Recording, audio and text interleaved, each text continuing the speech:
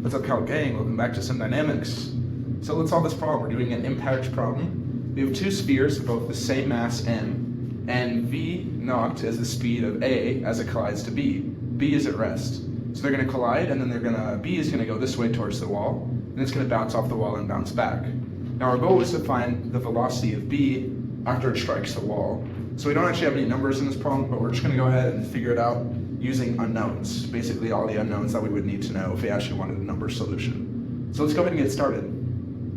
So of course we're in impact, so we're going to have our coefficient of restitution equation. So the equation says that E is equal to VB2 minus VA2 divided by VA1 minus VB1. So let's go ahead and figure out what each of these are. So 2 is after the first collision, right? We're going to label this in 3 steps. 1 is the initial, right? This is moving, this is not. And then 2 is after these two balls collide. Then 3 is going to have to be after B collides with the wall. So we're using 2 as after the two balls collide. So B2 and A2 are going to have velocities, but initially B1 is not moving. So this can be written as VB2 minus VA1, or A2, over VA1, and VA1 is just going to be V naught in this case. So we can label that V naught. Okay, so now we want to get rid of some stuff.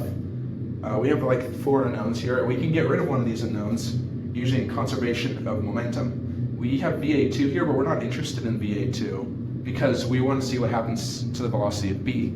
So we're going to go ahead and get rid of VA2, trying to use that conservation of momentum.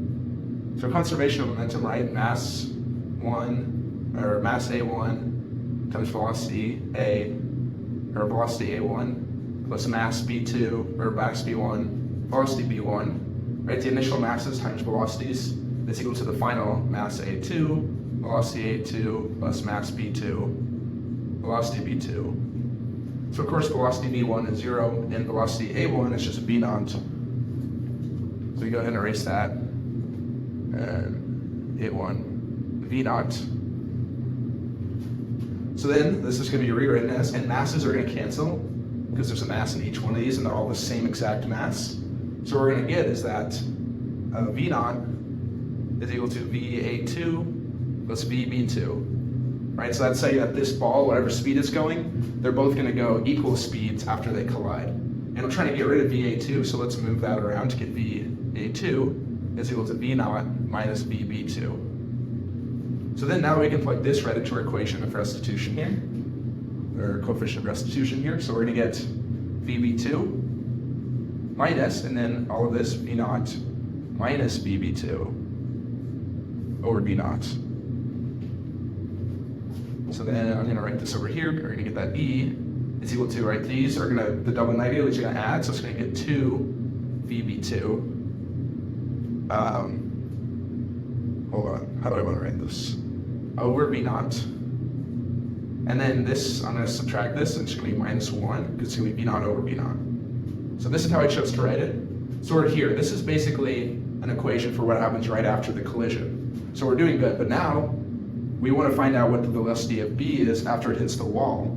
So we're going to need to do another collision. So now we're looking at our next collision. I'm going to call that it's hitting the wall, right? So now we're just looking at B in the wall in this equation.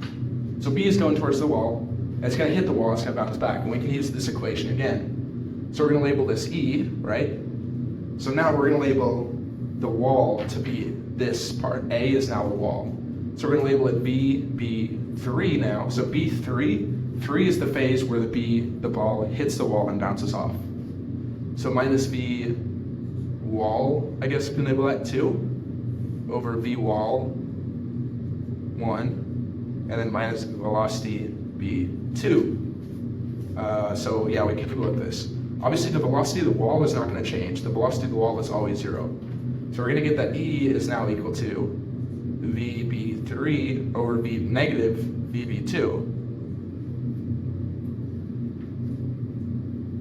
So now what do we do with this? Well, we have VB2 here, so we can rewrite this equation in terms of VB2 and plug it in here. So if you do that, the 1's going to go over, you're going to get V naught E plus 1 over 2 is equal to V B2. So let's go ahead and plug that in. Also, one thing I'd like to note, VB3 is going to be a negative number, right? Because the B is going to bounce off the wall, and its velocity is going to be negative. So we can put a negative here, and this negative is going to cancel with this negative, and they're going to cancel out.